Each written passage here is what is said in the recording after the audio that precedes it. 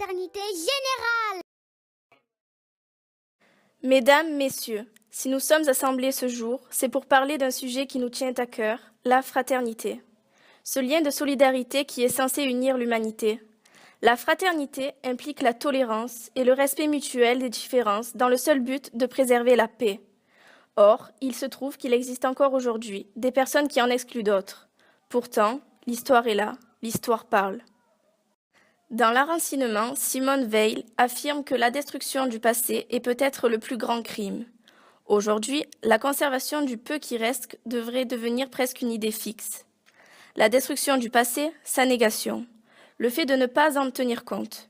Comment peut-on exclure des gens quand on connaît la Shoah, la solution finale prescrite par Hitler, et que nous, Français, avons soutenu en envoyant près de 2000 personnes dans les camps d'extermination nazis? Ces personnes étaient au camp d'Émile. Parmi elles, des enfants.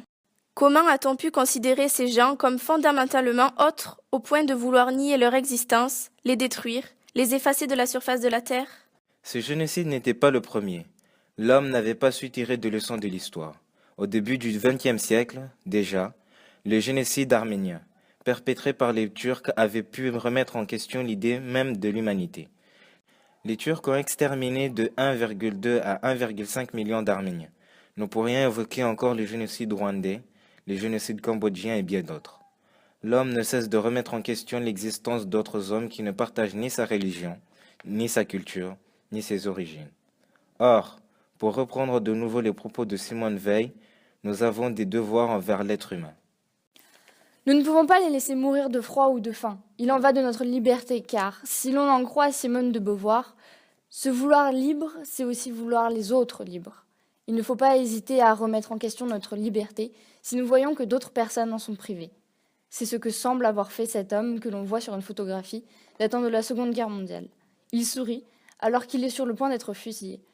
Du moins croit-il qu'il va être fusillé alors qu'il ne s'agit là que d'une tentative d'intimidation de la part des nazis qui l'enverront dans un camp. Il affirme ainsi sa liberté et refuse la barbarie nazie. Il affirme son humanité. Comme lui, des hommes ont risqué leur vie pour en sauver d'autres, car comment accepter que des hommes soient rejetés par leurs semblables? Le pasteur Manen, Alain Chouraki, Jean Moulin, tous ont risqué leur vie pour empêcher que d'autres hommes aient l'impression qu'on leur soustrait leur part d'humanité. Vous voyez ce tableau exposé au camp d'Émile, Rêve votre construction? Il représente le désespoir qui étreint les internés du camp à l'idée qu'ils sont rejetés, animalisés. Ils aimeraient tant voir les murs du camp s'éloigner, s'effondrer, s'écrouler pour redevenir libres. Sur le tableau, plus les personnages s'éloignent des murs du camp, plus ils semblent revivre.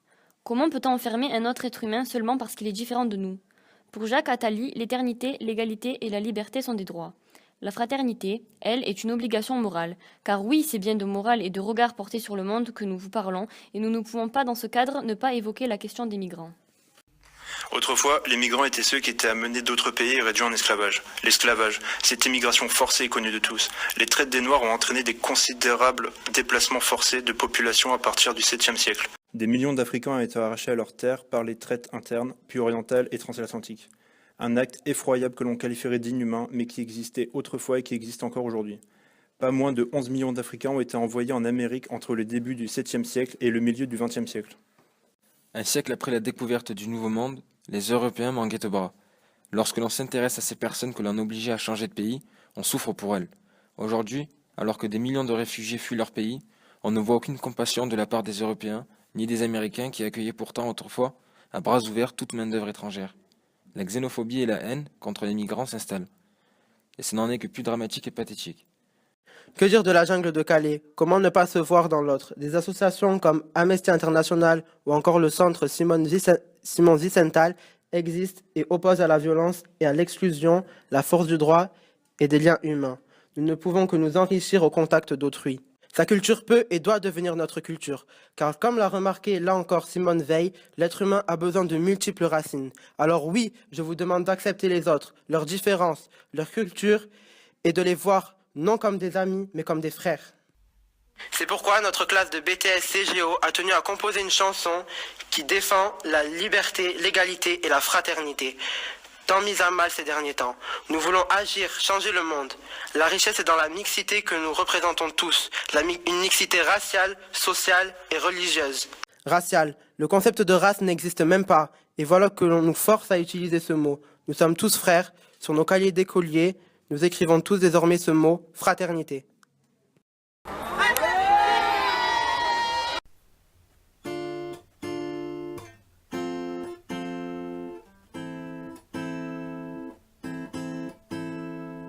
Pas le même père, pas la même mère, on reste des frères.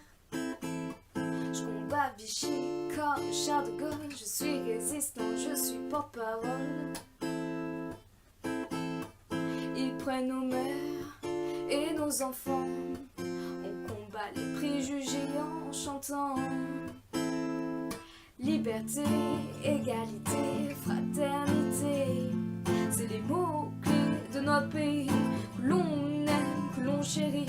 Liberté, égalité, fraternité, c'est les mots-clés de notre pays, que l'on aime, que l'on chérit.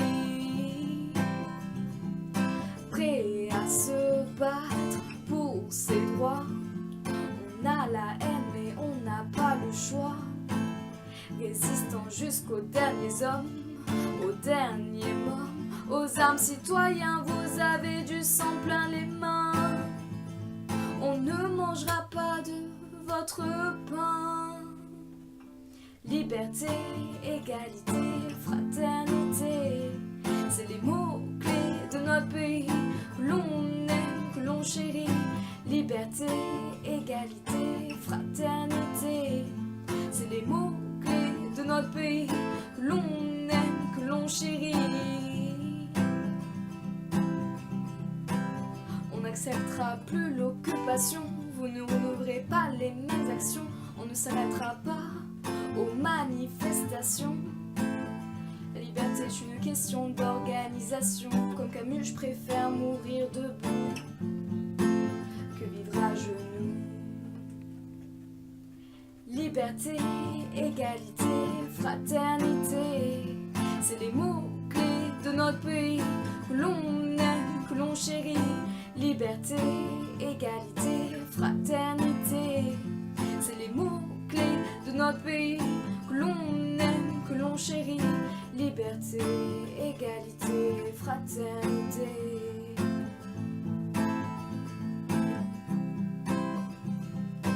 Liberté, égalité, fraternité.